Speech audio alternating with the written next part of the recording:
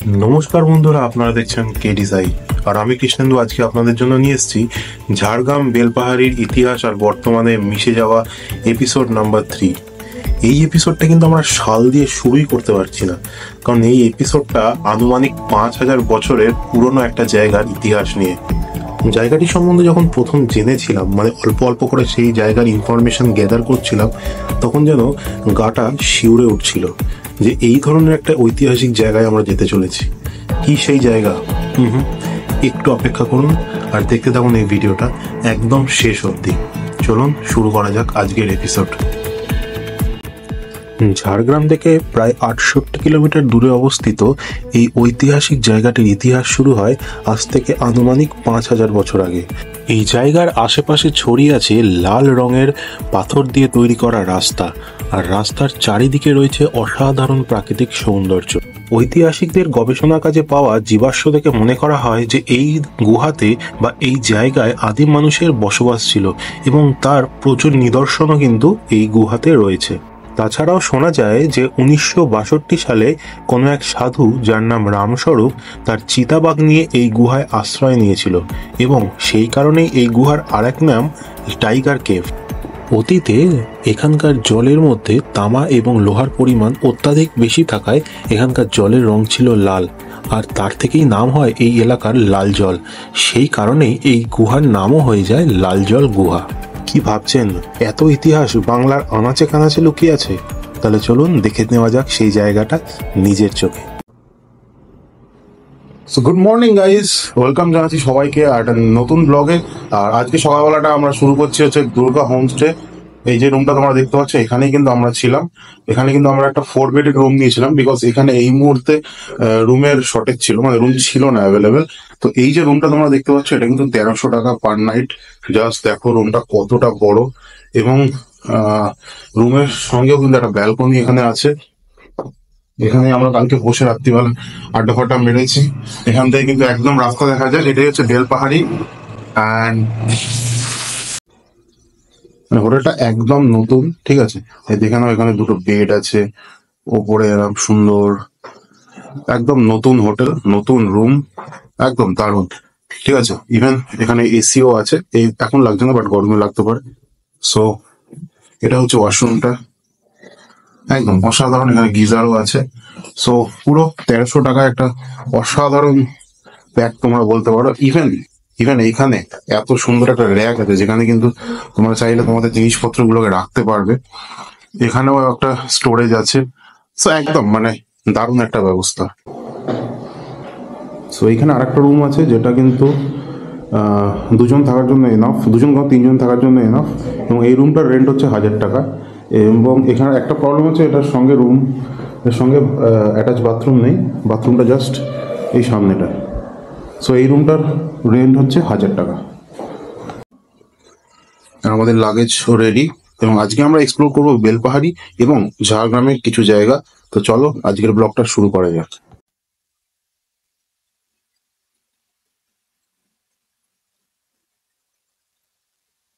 সুপ্রভাত বন্ধুরা, এই মুহূর্তে আমরা বেলপাহাড়ি আমাদের হোমস্টে দুর্গা হোমস্টেকে বিদায় জানিয়ে আজকের এক্সপ্লোরেশন আবার শুরু করছি। আর ডে 2 at ঝাড়গ্রাম বেলপাহাড়িতে তোমাদের সকলকে স্বাগত জানাচ্ছি।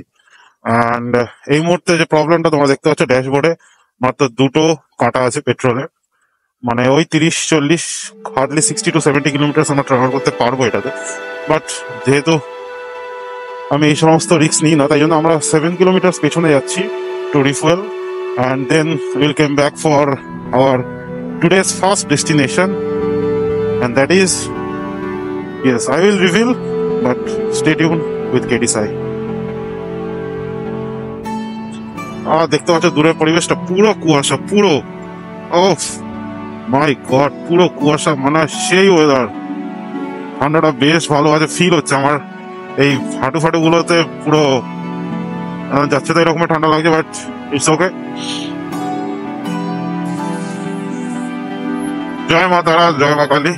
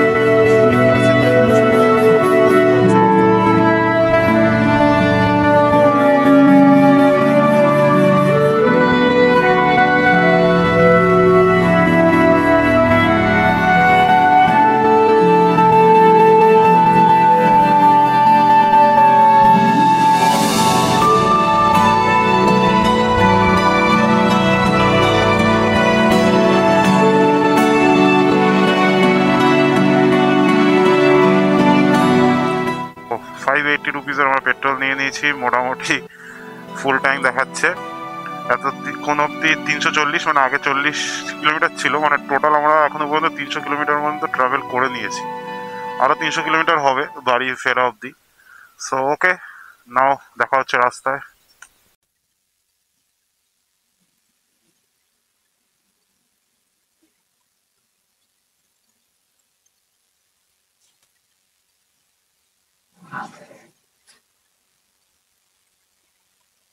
চলো ব্রেকফাস্ট করে নেওয়া যাক আজকের। তার কাছে বলছে আরো মিষ্টি আছে।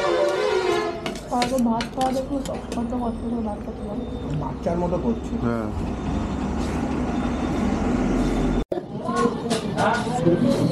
এই মুহূর্তে আমাদের কাছে চা চলে এসছে।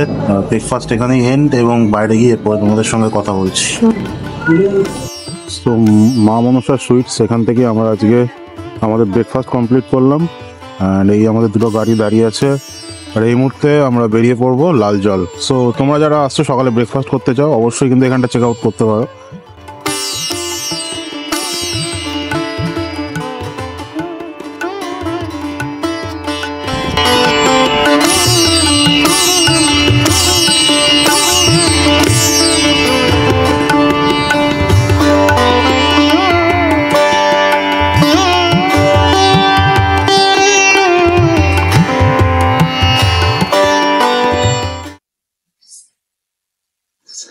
আমরা এই মুহূর্তে দাঁড়িয়ে আছি হচ্ছে লাল জল কেভ, যেটা হচ্ছে এই দিকটায়।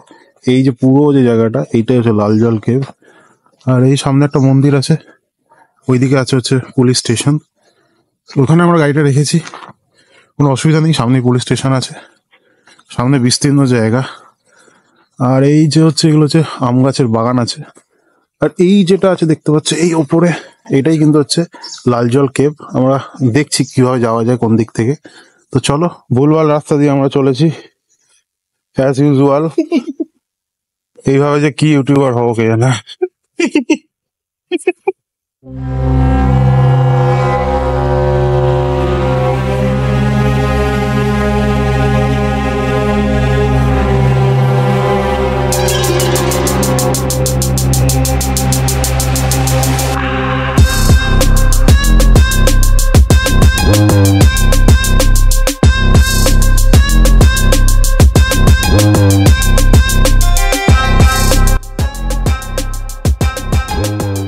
মন্দিরটা আমরা দেখলাম, মানে মন্দির মানে এখানে পুজো হয়, কিন্তু এই মুহূর্তে কোনো দেবতা এই মূর্তি ওখানে নেই। সো এটা দেখার পর আমরা আরো উপরে উঠছি কেভটা কোথায় আছে সেটা দেখার জন্য। তো চলো।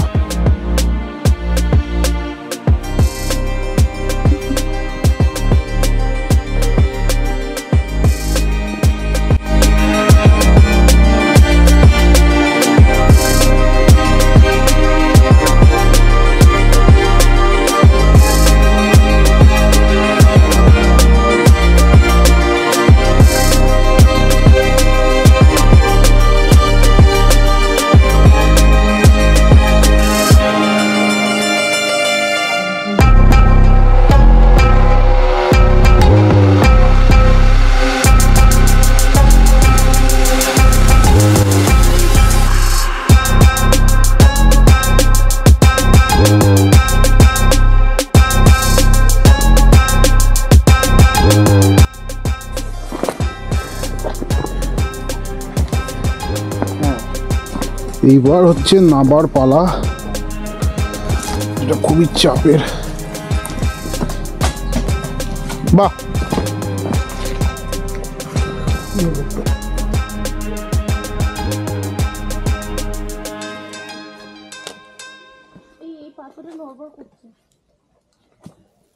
তো এই মুহূর্তে লাল জল কেভ আর তার পাশের এই বিস্তীর্ণ সুন্দর যে অরণ্য, তাকে বিদায় জানিয়ে আমরা আমাদের নেক্সট ডেস্টিনেশনের দিকে এগিয়ে চলেছি। এবং লাল জল কেভটা কিন্তু তোমরা আসতে পারো যারা ছোটখাটো পাহাড়টা উঠতে চাইছো। পাহাড় তো ঠিক নয়, ছোট টিলা টাইপের।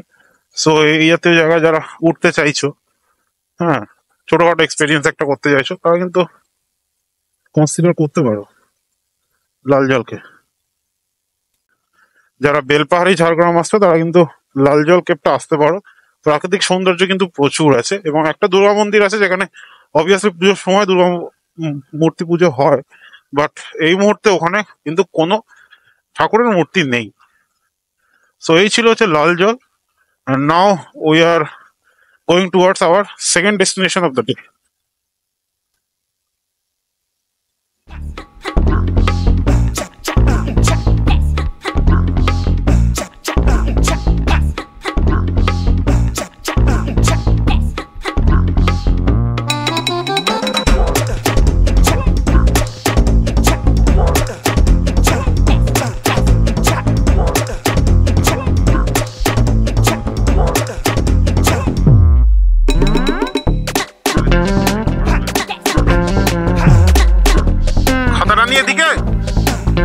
এদিক দিয়ে গেল একজন।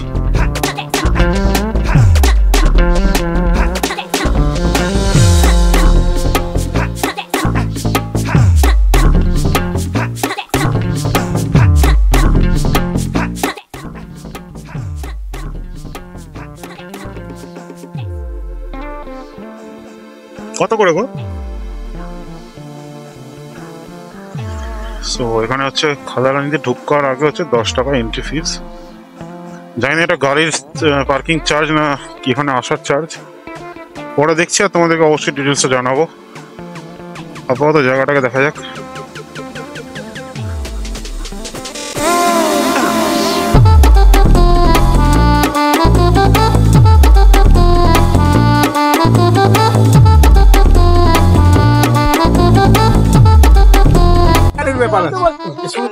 একই কথা বলবো, এই জায়গাটা কিন্তু এই মুহূর্তে খুব সুন্দর, কিন্তু সানসেট অথবা সানরাইজের সময় কিন্তু আরো সুন্দর হতে পারে।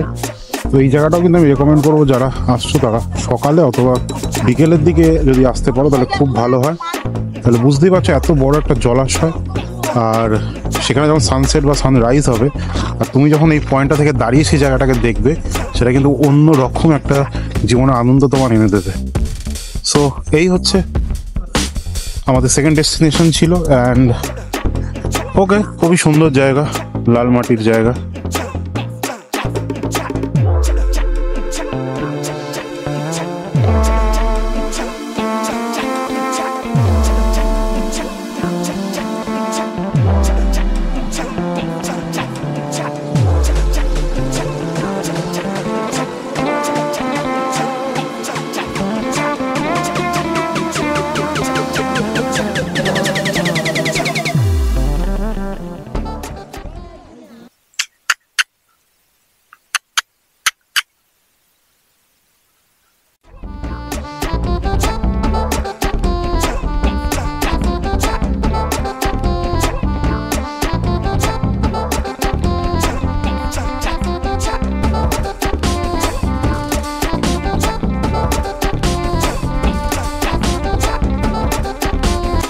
আমরা এই মুহূর্তে এগিয়ে চলেছি, সামনে একটা পাহাড় আছে, এই জঙ্গলের মাঝখান দিয়ে যেতে হবে, এবং সেই পাহাড়ের নাম হচ্ছে জাগ্রসানি পাহাড়। সো ওই যে গাড়িটা যাচ্ছে, ওই গাড়ির ওইখানটা দিয়ে আমরা যাবো। তো চলো যাওয়া যাক।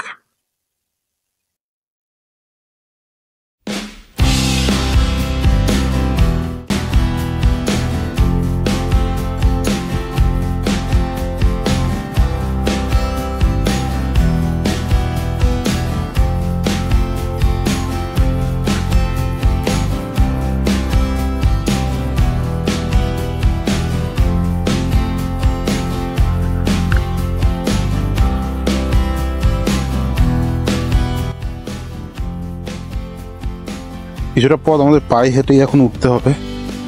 সো আবার একটা ছোটখাটো ট্রেকিং।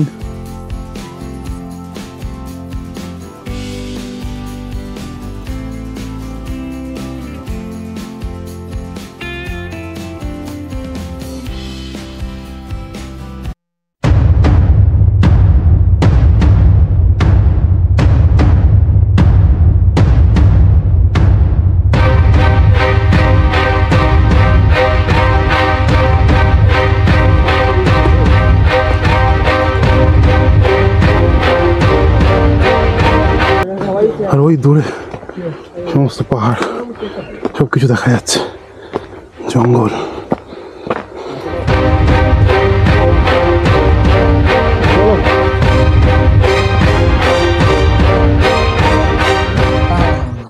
আরেকটু উপরে আমরা উঠছি একদম টপে, এবং আরেকটি মন্দির রয়েছে। চলুন আর একটু কষ্ট করে উপরের দিকে যাওয়া যাক।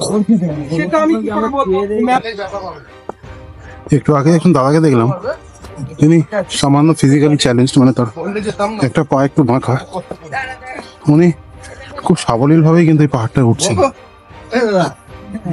তো পুরো ব্যাপারটাই মনের।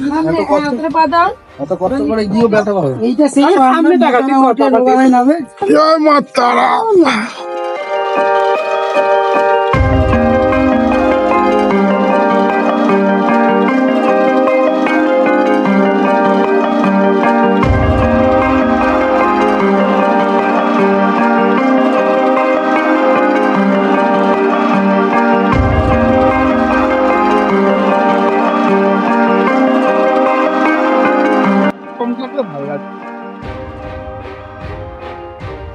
পাহাড়ের টপ পয়েন্টের একটু আগে এরকম একটা জায়গা থেকে ভিউটা জাস্ট এই মুহূর্তে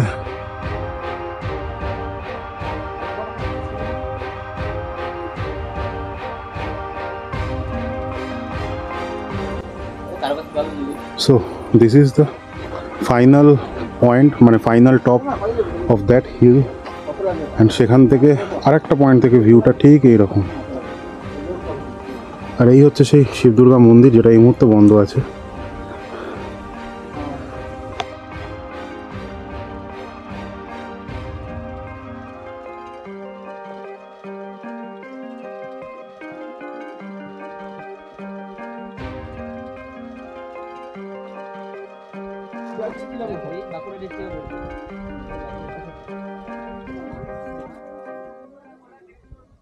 গুহা ওইখানটায় গুহা একটা আছে, গুহা তো না খালি পাথর দিয়ে একটা গোল একটা ছোট্ট জায়গা আছে।